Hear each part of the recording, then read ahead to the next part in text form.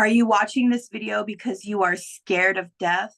Or are you watching this video because you are scared to live? I stepped over into another realm. The water was me. It wanted to become one with me. You can have this love that you're feeling forever. You could have this peace that you're feeling forever. I got suited up. When love is there, fear can't reside there. I just now hopped through a dang portal. Let's go, dude. Welcome everyone to Our Sliver of Time. Today we have Sarah Chippis, who had a near-death experience, and we're going to get into her story and a whole bunch of follow-up questions as always. First and foremost, Sarah, thank you so much for coming on. It's a pleasure. Thank you so much for having me. I appreciate this opportunity to be able to come on here and share my story. I'm happy to have you. You know, I enjoyed the pre-show talk, and I think this is going to go amazing as always. What type of event led to this near-death experience in the first place? So in 2017, I was pregnant with my third child, and I had already had two cesareans. And so this third pregnancy was actually a high risk pregnancy, and it was very difficult. My son was almost 12 pounds. It's probably the hardest time of my life. Um, and so I knew the risk. My doctor kind of let me know, like, you're having health issues. I deal with like lupus and autoimmune arthritis. And so I had got diagnosed with it right before I got pregnant with him. But I thought, since I've already carried two other ones without even knowing that I had anything, then I should be okay. So I decided to go ahead and go through with the pregnancy, and they scheduled a cesarean section when I was about 35 weeks. So about over a little bit, like a month early. So I was starting to have like bad feelings about the anesthesia, just because the other two times that I had cesareans, they were successful, and I didn't have like, I was still had risk, but there was no complications. But I remember feeling kind of sick from the anesthesia. And so I was like really, really nervous about that. And so whenever I went in like 2 days prior to surgery to do pre-op, I met with the anesthesiologist, and I just like let her know like my fears. I'm like, I'm really, really nervous about the anesthesia that you guys are going to use. Because the type of anesthesia it is like, it's called a spinal tap. So like like if a woman wants to have a natural birth, but then she decides like she wants an epidural, they give you a shot in your spine that numbs you from the waist down. But the spinal, because they're actually doing a surgery, they have to numb you from like basically your neck down. So you can't move your shoulders, your arms all the way down. You can only like basically move your neck back and forth. I told the anesthesiologist I'm really, really, really nervous, and she just like reassured me like everything's going to be all right. You know, you've done this before. So that was what led up to the day of the NDE. So would you say that, you had some sort of a gut instinct, some sort of, extra sense that you thought something was going to happen, almost like when a mother knows their child is in danger, it's like that kind of like entangled communication or something? Yes. And that's actually a really great question, because I had a premonition basically.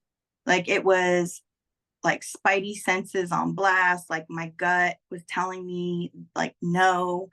And I felt like no matter how much I shouted about it, is like I felt like people thought I was crazy because they just probably thought I was scared.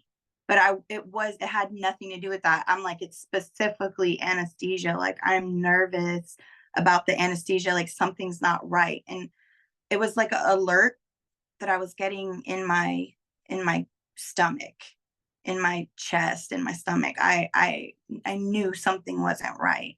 So you have this kind of like innate feeling, something might go wrong. You have a feeling about this, you to the point where you vocalize it, they reassure you, and you have this procedure.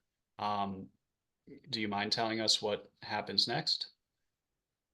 Yes. So I showed up for my C-section appointment on the morning of July 6th, 2017. And they prepped me for surgery. And they had me walk back to the operating room, the OR. And, you know, the first two C-sections I've had, they rolled me in a wheelchair back there. So I don't know why I had to walk, but it was literally like when I think about it, it sends shivers through my body. Like I felt like this is the walk of death. Like I'm walking the walk of death. And when I was walking, it wasn't even that far. It was right down the hall from where I was. Um, I was shivering. Like I have never trembled that hard in my life. I mean, I was trembling and the nurse was walking with me, the OR nurse. So I just grabbed her arm and I was like, I don't like this. Like something is not right. And I was like trembling and all I can describe it as it was like the corridor of death. Like I was walking down the hallway of freaking death. It was I'm laughing about it to kind of transmute the energy because it was so freaking horrible. And I have never like trembled like that ever in my life. It was like I knew I'm walking to my fate of what I was about to experience. It's kind of interesting they would have you walking. How soon after the procedure was this? No, this was right before the procedure. So Oh, my apologies. so they prepped me for surgery and then they had me walk to the operating room, to the OR. So the nurse that is going to help the doctors, assist the doctors do surgery, they come to your room and they say, "Okay, it's time now." And the past two cesareans I had, they just took me in a wheelchair to that room. But this time they had me walk. And when I was walking to go deliver the baby to get the cesarean, it was right down the hall from the room I was in. And it felt like the walk of death. It felt like the corridor of freaking death. Like I was about to experience something I didn't want to experience. And I was like trembling in my skin. It's because of that feeling you have. You're almost just thinking, man, they're telling me it's going to be fine, but you just had this feeling like I'm not sure about this. And that must have been very scary going into it. But, at that point, did you have, there must have been a part of you that's like, well, I hope this goes good. What other choice do you have, I suppose, right? The baby has to come out. So that's a very interesting situation to find yourself in. Um, Mhm. so as far as the near-death experience, I assume this happens after the operation? Yes. So whenever I got into the operating room, they gave me my spinal and I was in and out of consciousness while they were doing surgery to get the baby out. And I couldn't feel any pain, but while I was in and out of consciousness, I can hear like the nurses and stuff talking about their day casually. I could hear the radio in the background playing music, and I could feel the different tools they were using on me. um I couldn't feel the pain, but I could feel like what they were like. I could feel them using scissors, using a forceps, sewing. I knew what they were doing. And I passed out and I went into I ended up waking up and I was in the recovery room. And that's when my experience started. So you're in the recovery. So just to clarify, the baby was fine. The baby was born, you know. My baby was born healthy and very huge, and they took him back. But while I was in the recovery room, I started having complications in there. I assume that's what kind of led to your near-death experience. So if you don't mind, what were the complications and at what point did you have the experience of, actually having the otherworldly experience, if you will, how does that come about? So basically, I'm just going to kind of take you guys through my experience of what I felt and what I remember. I woke up in the recovery room to a nurse um, trying to give me medication. And I took the medication, but I was so thirsty that I asked her, I was like, can I please have ice chips? Can I have water? Can I have ice chips? Because the reason why I asked for ice chips is because they wouldn't give you water like before or after surgery at all. They wouldn't give you water. And I was so thirsty. I was like, can I have ice chips? And they were like, no, because you have to wait till you go to your actual, like, your room. You're still in the recovery room. And I'm like, oh, okay. So I fell back asleep. And then I was telling my mom, because my mom was in there with me. She was the only person in there with me. And I was telling her, like, I was getting hot. Like, mom, I'm really hot. So I'm like laying in the bed. I'm like, I'm really hot. I need ice chips. So she asked the nurses if I could have some. And they said no, because it was like literally probably like 30 minutes after I just got out. The next thing I know, my mom was like, because I had passed back out. And then my mom started yelling. I heard her yelling and I opened my eyes and I saw her like at the door with the door open yelling into the hallway, and she was saying like her heart rate is low, that my heart rate was low. And so a whole bunch of nurses came in, and they were like I just it felt like they were just scattering. There must have been like three nurses that came in, and they were like checking my vitals and stuff like that. And I just passed back out again. The next thing you know, my mom came over to me and she's like, Sarah, the head anesthesiologist is coming in. And how funny is that? I was like, the head anesthesiologist? And she's like, yes, the head anesthesiologist. And I'm like, okay, so it wasn't even the anesthesiologist that did my surgery. It was the boss on the floor over all the anesthesiologists. So I remember he came over to the side of my bed, and I just remember him being a tall man. And he said to me, how do you feel? And I said, I'm very, very hot. Can I please take my clothes off? And he kind of like, I don't know if it threw him off, but he kind of like was like, no. He's like, you're very actually cold. And I was like, huh? And he was like, you're cold. I said, no, I'm hot. I need ice chips. And he's like, no. He's like, you have hypothermic shock. And when he said that, I remember like looking over at my vitals, and I remember them being like low. So like my heart rate and my temperature, I remember looking at them and they were low. Like my heart rate was like in the 40s. And that's like low for me, especially, I'm a thicker girl, like 40s, like the fuck. And uh my temperature was in the lower 90s. I just like that at that moment I like went out of I went out of this conscious world, and I stepped over. At this point, you have some sort of extra worldly experience, however you want to put it. Of course, I'm not going to put the words in your mouth. Can you describe what this experience felt like at that moment? Yes, and it's so funny because it's starting to rain right now It's raining here outside. too.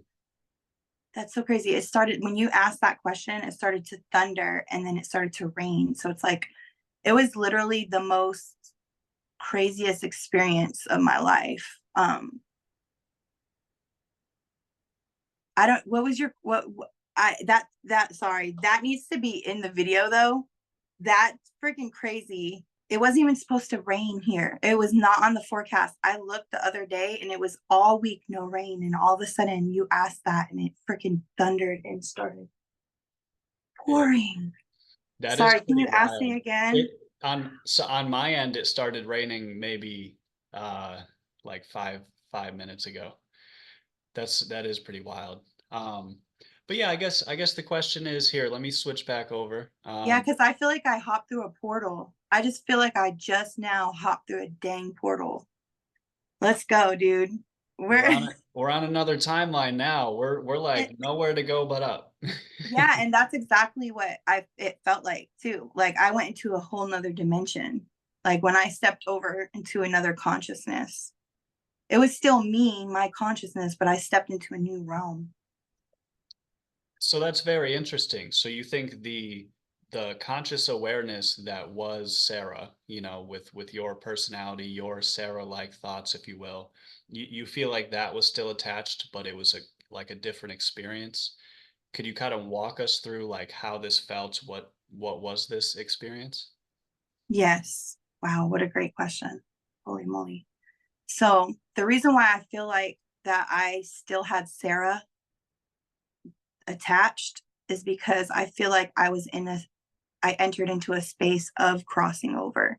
I don't feel like I actually cross over, although I wanted to. So let me just take you through my experience and what happened to me that day. So when I looked over at the vitals, I left. I was gone. I was no longer in that dimension, and I stepped over into another realm, and I was on a beautiful beach, and I was walking towards the water.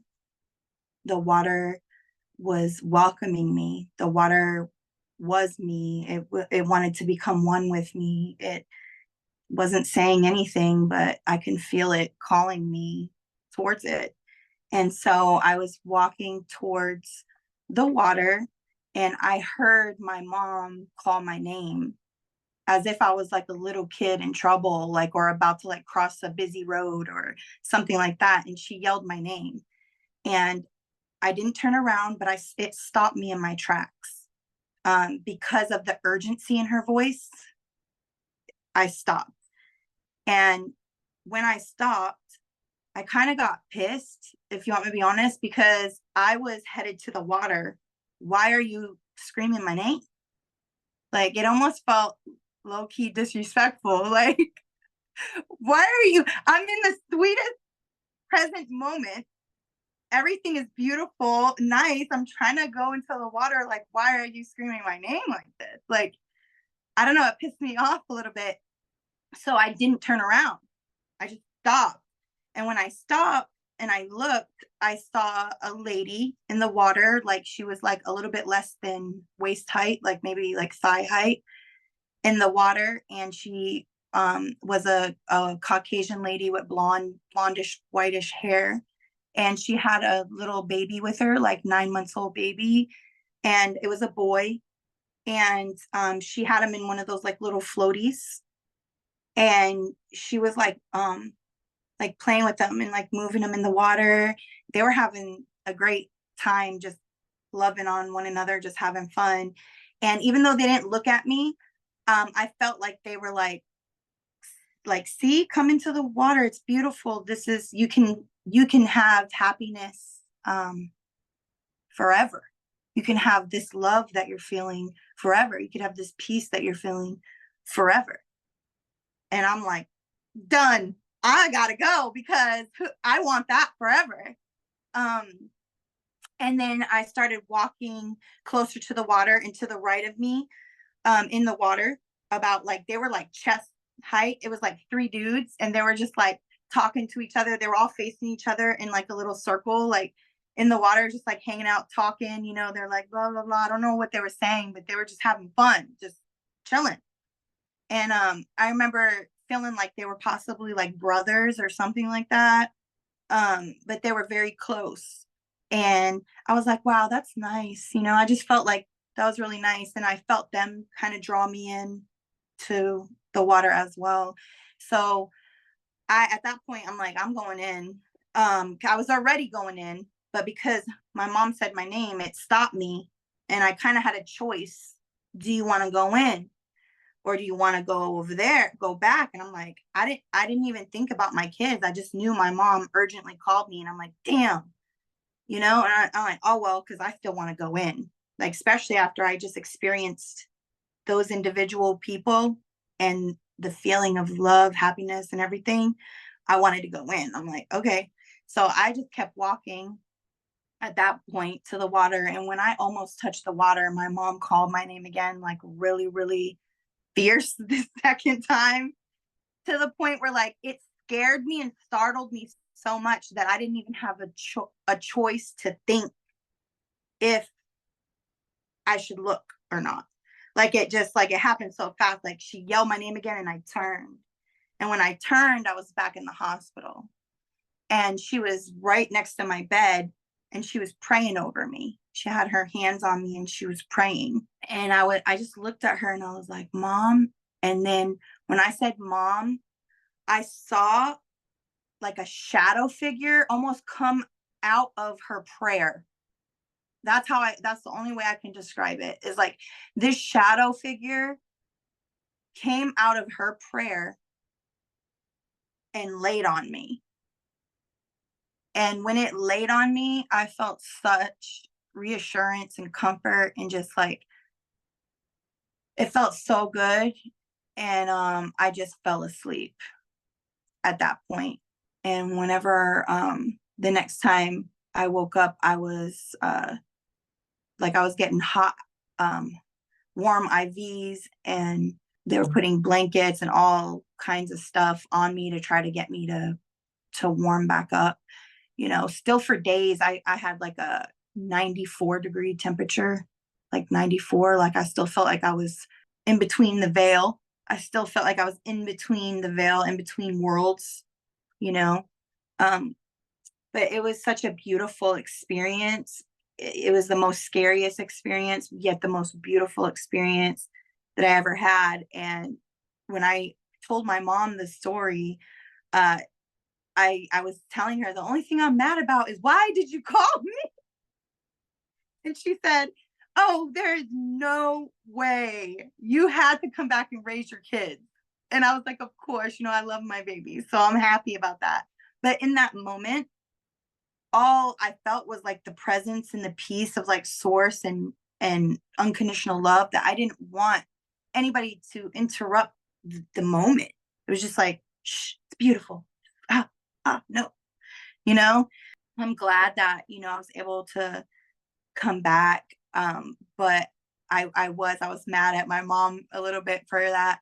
But then, you know, for like 5 years, I didn't share that with anybody, just my mother. And then, you know, now I'm getting more and more healing and more courage to be able to talk about it and just like help use it as an experience so that other people can kind of learn what they need or get what they need from this story. So thank you so much for holding space and allowing me to share my story. Believe me, the pleasure's all mine, as someone that had a near-death experience myself, this is fundamentally why I do it. And, I'm very passionate about it. So I appreciate you for coming on and sharing your story. You know? So following this near-death experience, now that you're back in your body and how did you take this mentally? I mean, you said that it was like you were in between the veil, like kind of halfway here, halfway there, for lack of better words. What was it like coming back? I mean, was there a confliction in your mind? The experience that you had, is this real? Is it not real? How did you take this upon actually coming back to your body? So upon coming back to my body, I would say I drew from the experience the unconditional love that I felt, and I was able to use it as fortitude to conquer um, everything that I was dealing with right then, because my health was, I mean, I was literally like half dead at that point, because I still the homeostasis, like my body's temperature, my organs and everything, my automatic reflexes, like your like how you breathe and how your heart beats and like all those things are affected. So I was like trying to like come back to life. So I literally drew on that experience. Like I just felt God's love so much that I was like, okay, this is a second chance. Like I'm here to be with my kids. Like God, what do you want to do through me? Like how can I turn this pain into purpose? Like like, I know there's got to be more. Like, this is just crazy, you know? And that's when, like, I started, like, really getting more and more spiritual. And I started getting more, like, downloads, and my psychic gifts started, like, going off the chart. And really, what it was I always had that, but I never wanted to listen. I was a very stubborn. It's not that I didn't want to listen. It's just that I thought I wanted my life to be a certain way. So I was trying to control how I wanted my life to be. But like Source still, because I believe in manifestation and all that, but Source still has a divine blueprint for each of us to accomplish, you know? And I feel like I wasn't really, I was kind of like in a spiritual death, you know, like I was in the same karmic patterns, doing the same kind of thing. And I needed like a jolt to awaken. And this was that jolt that Source used to awaken me. Um, and after that, I ended up starting my business, lighthousedelphi.com. And I opened up a YouTube channel, and, you know, I do Instagram, and I do these interviews like this to be able to spread the word about not just NDEs, but about the afterlife and about spirituality and about, you know, really having a relationship and tapping in with Source. Um, so it really turned, I'm a completely different person. Like, I still have a lot of evolving and growing to do. And sometimes it feels like a never ending, you know, thing, but it is. And we have to have patience with ourselves and allow ourselves to evolve, because a lot of the times the traumas that we experience aren't even our own. They're handed down through our lineages. So then we come here and we're doing these karmic patterns over and over, and it's not even our karmic patterns, it's patterns from our ancestors. And you know, I feel like I was chosen to break these things. And the more I talk about it and the more I make, you know, awareness of it, it shatters that matrix, you know. There's a lot to unpack there. You know, you have the shattering of the matrix, you have the fact that you're a completely different person, you know, after this experience. I suppose I'll start there if you don't mind. Like, is there anything you can identify in terms of, you know, ways that you are different? Is it more appreciation for life? Is it more of you know, for me personally, it makes you think, wow, there must be so much more to life, you know, and it almost gets distracting sometimes, but I wouldn't trade it for anything else. How has this affected you moving forward? So I would say that it not only affected my life, but just the essence of who I am. And that changes everything, because as within, so without. So before, when I was dealing with a lot of anxiety, a lot of depression. I didn't know how to get through it, you know, and I wanted to give up. And a lot of it was just traumas. It wasn't who I am. I'm a great person. And you guys might resonate with this, and the people watching. It's like, you might be a great person, but you grew up in around narcissists or in a toxic home or with abuse and things like that. And a lot of the times we try to internalize those things. And then we think, oh, that's us, or that's what we deserve. And then you start living, and these entities attached to you of anxiety, depression, and things like that. Then you can't even live in your divine blueprint because you're in these low vibrations. So I was able to, through that experience, really see clear of who I am. I'm a being of love, peace. Would you say that there's a level of like a higher level of trust in the universe, in what, you know, your life is going to be, how it's going to play out? Do you think you're a little bit more trusting of that following? I would say I have always been trusting. So I wouldn't say that my trust increased, but more of knowing who I am. You have said in the past, I don't want to misquote you, okay? So I'm going to paraphrase here, but you have said in the past around about the idea that you know, there's two different types of memories. Are you hinting at epigenetic memories? Is that kind of what you're saying in terms of like maybe some of the traumas aren't just from our lives, they're from our ancestors? Is that kind of what you're hinting at? I feel like we inherit things through our DNA as well as through spiritual DNA, you can say. Um, so yes, we inherit those things. And if we're not even aware of it, then we're just going to repeat these cycles. But if we become aware of it and we say, oh, we're not our trauma, and then you start addressing the trauma and then you start healing yourself, then you can recreate and have a new narrative of who you are and your story, you know? But it requires a level of having to wake up. And it literally took this near death experience for me to have those epiphanies and the awakening that I've had. I'm curious about these, extra sensory abilities that, you claim to have. I'm not going to put words in your mouth, but, what are these abilities that you speak of that, is it psychic? Is it remote viewing? What is it that you actually do that you have this ability to do now?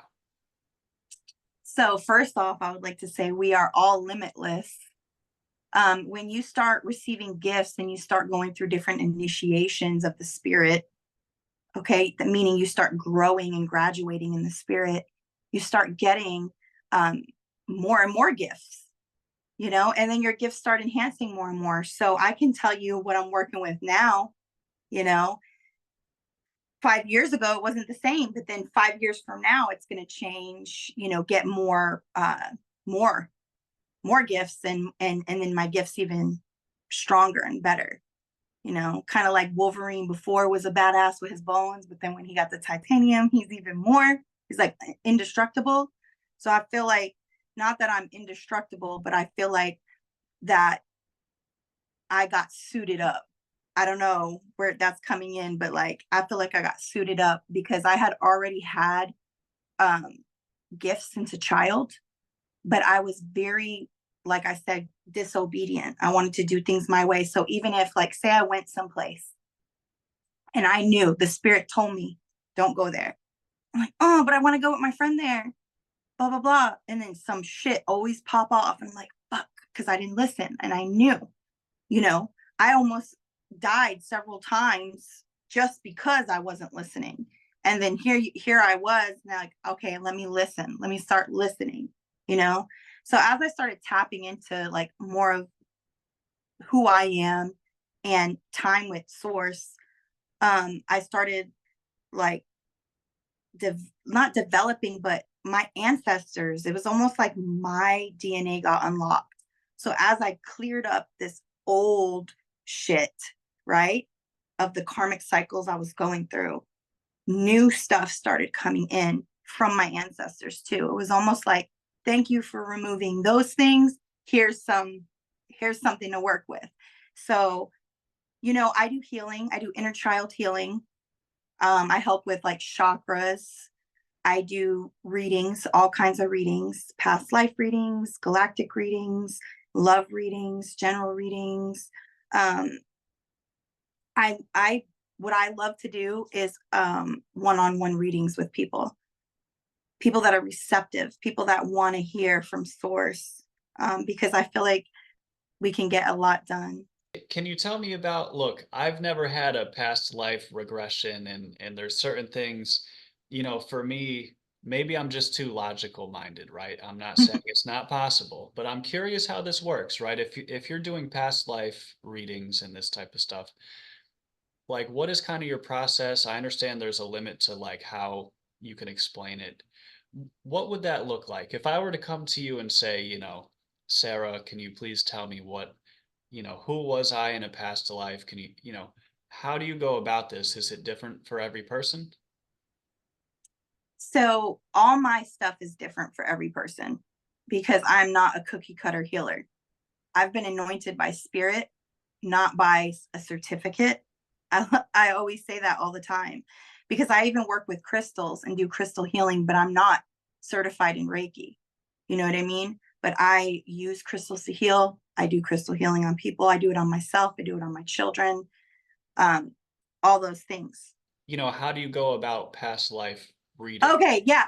Okay, so everything I do is because I'm not cookie cutter, and I do things, I flow with the spirit. So like that's why I don't want to get certified with certain stuff too, because then you start getting into like ritualistic and how this person does it and how this teacher taught you. I flow with the spirit. So I will know, like, if I do a reading, I might tell you certain oils to use, herbs to use, crystals to use, and it's like specifically tailored for you. I can make a healing oil specifically tailored to you, like channeling in um, what what you need. When I do, say you get a love reading and someone else gets a love reading, it's going to be completely, it's still different. You know what I mean? So past life reading, how it would look like is pretty much just like every other reading I do. As far as if you want a one-on-one, we do a video chat, and I welcome in, source creator and protection, and then I deliver the message. I do have a couple decks that are past life decks, but the thing is it would have to resonate with you. Every past life reading, every reading I've ever done resonates with the people. That's how I know I'm the truth, because everybody, it resonates with them. But I still always tell people, if I give you a past life reading or something like that, or if anybody gives you a reading, let's just put it like that. If anyone gives you a reading and it doesn't resonate with you, that is okay. You don't have to take it. You don't have to say, oh, because so and so said that was my past life. Well, if you don't resonate with it, then it probably didn't happen to you, because you're going to resonate with it almost like, damn, I felt that life before, you know? And so what I always tell people is you should tap into the multidimensionality of who you are. So there's other versions of you. There's lower vibrational versions of you. There's higher vibrational versions of you. And when we do a reading, that's basically what it is, because time is so fluid. A past life reading is really a multidimensional reading that I'm doing for you. How I started doing it was I started tapping into my own Akashic, tapping into my own Akash, reading my own book. And as I cried and I experienced these things, and I had joy in other ones that came up, because I can, it's like auto writing sometimes when the downloads come in. So I start auto writing. And when I read the stuff and I started to process, I unlocked pain in myself that I didn't even realize was there. So I was healing from multidimensional past lifetimes. So I allowed myself to feel. And that's when I realized I should start offering this as a service, because if someone is receptive enough to allow to tap into your multidimensional self, and possibly where some pain is there, and I tell you what it is, and it hits your heart and your soul, and you're allowed to release it, you feel even more free, and you're like, wow, I didn't even know that was there. So yeah, I love multidimensional timeline readings. I can certainly respect the intention that you come into there. That the type of work that you're describing, I'm not an expert on. That's kind of more your field than mine. I appreciate your intention. I think you're coming with genuine intention, so I could respect that.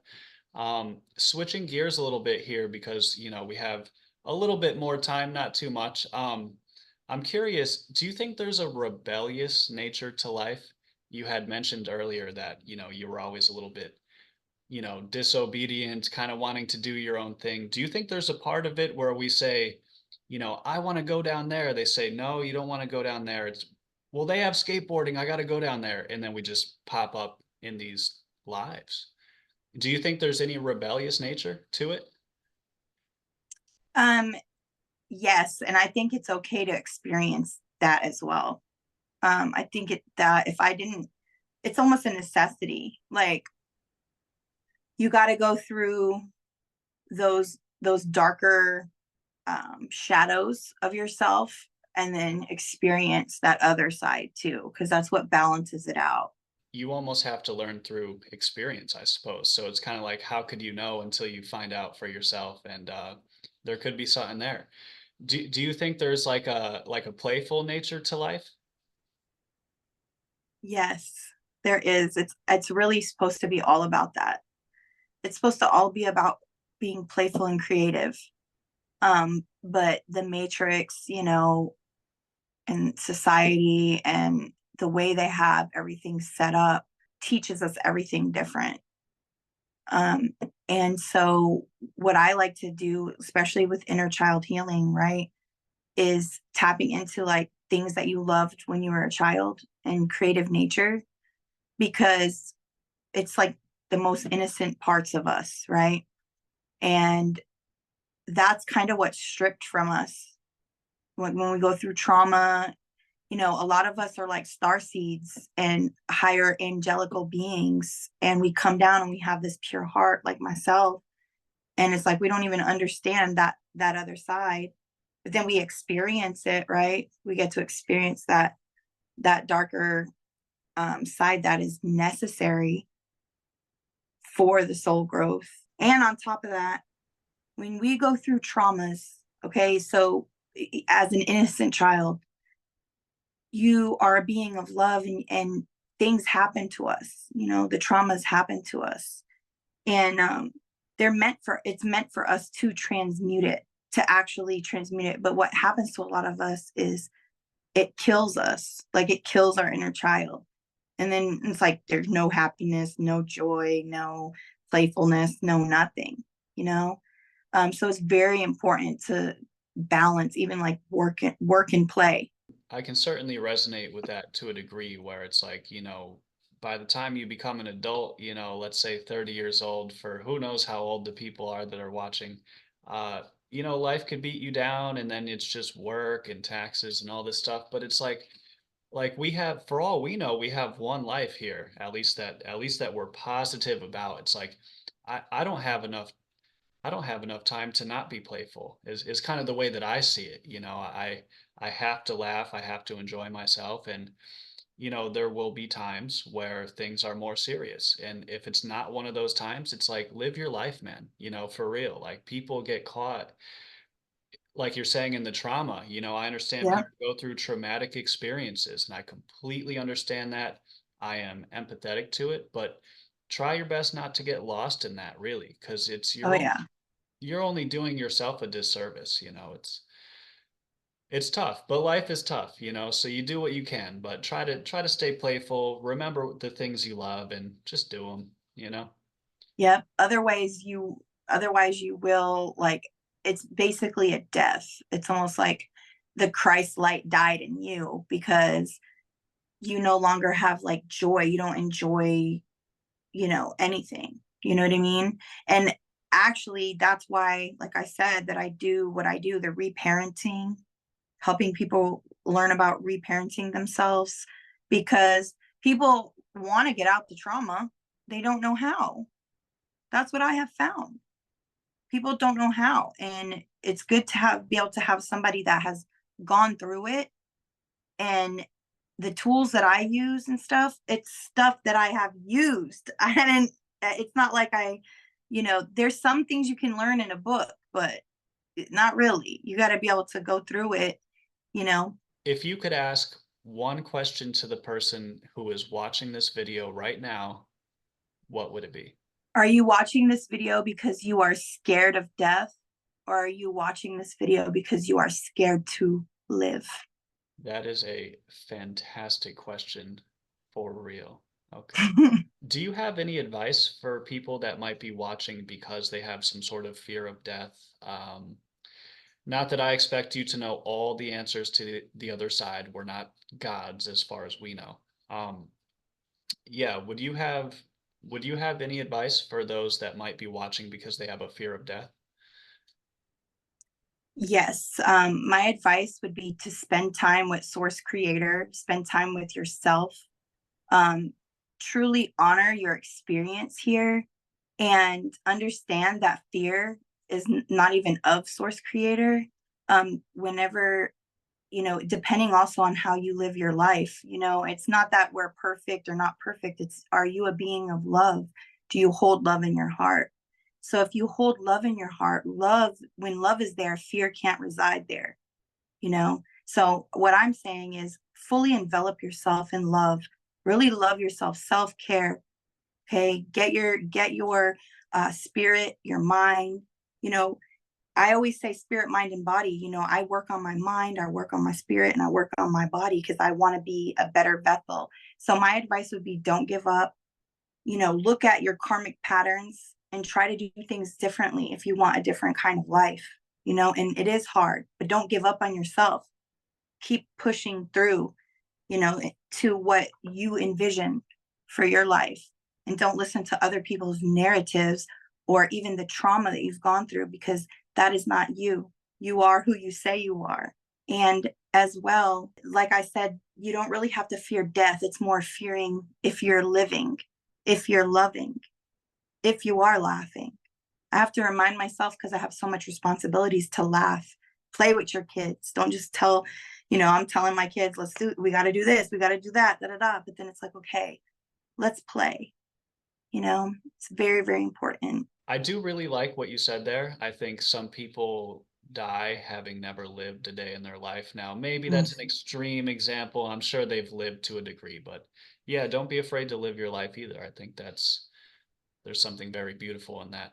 Um, Sarah, do you mind if, for the people who are watching, if they want to see more of your stuff, where can they find you and what is it that you offer? I know we briefly touched on it already, but I'll put all the links in the description. Do you mind telling them where they could find you?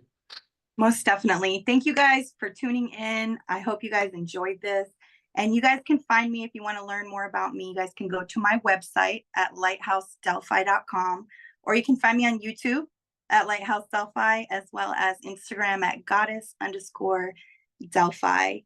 And all the information will be like on there, as far as like my email address. You guys feel free to email me or even DM me when you find me on Instagram.